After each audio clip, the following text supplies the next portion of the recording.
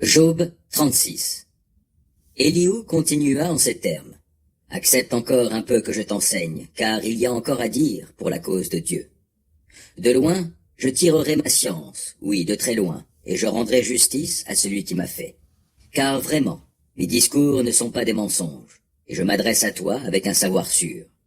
Bien que puissant, Dieu n'a de dédain pour personne. Il est puissant, il est aussi déterminé. Il ne permettra pas que vive le méchant. Il fait justice aux opprimés, il ne détourne pas ses yeux des hommes justes, mais il les fait asseoir sur un trône à côté des rois. Il les y établit pour siéger à jamais.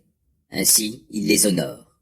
S'ils sont liés de chaînes ou pris dans les liens du malheur, c'est qu'il leur dénonce leurs actes, les fautes que dans leur orgueil ils ont commises. Il ouvre leurs oreilles aux avertissements et il leur dit « Détournez-vous du mal ». S'ils écoutent et se soumettent, ils finissent leurs jours dans le bonheur, et leurs années s'achèvent dans les délices. Mais s'ils n'écoutent pas, ils auront à subir les coups du javelot, et ils expireront faute d'avoir reçu la connaissance. Quant à ceux qui rejettent Dieu, ils gardent leur colère, ils ne crient pas à l'aide quand il les lie de chaînes. Aussi, leur vie s'éteint en pleine fleur de l'âge, ils la terminent parmi les prostituées sacrées.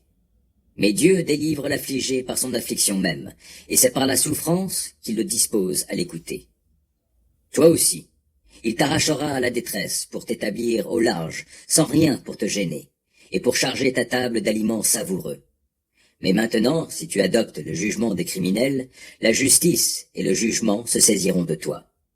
Que la colère ne t'incite donc pas à te moquer de Dieu, et ne t'égare pas parce que la rançon est bien trop grande. Tes cris suffiraient-ils, ou même tes plus grands efforts, pour te faire échapper à la détresse? Ne soupire donc pas après la nuit qui balayera les peuples. Fais attention, ne te tourne pas vers le mal, car la souffrance t'y dispose. Vois, Dieu est souverain par sa puissance. Quel maître enseigne comme lui? Qui inspectera sa conduite? Qui lui a jamais dit « ce que tu fais est mal » ? Mais souviens-toi plutôt de célébrer son œuvre que chantent les humains. Tout le monde la voit, tout être humain la regarde de loin. Vois combien Dieu est grand, cela dépasse notre compréhension. Nul ne peut calculer le nombre de ses ans. Oui, c'est lui qui attire les gouttelettes d'eau, il les distille en pluie, il en fait de la brume. Les nuées répandent la pluie, et elle la déverse en trombes sur les hommes. Qui prétendrait comprendre l'expansion des nuages et les coups de tonnerre dont retentit sa tente? Vois, tout autour scintiller ses éclairs. C'est lui encore qui recouvre les profondeurs des mers.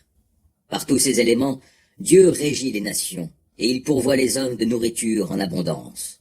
Et en ses mains, il cache des éclairs auxquels il assigne une cible. Le bruit de son tonnerre annonce sa venue, et même les troupeaux pressentent son approche.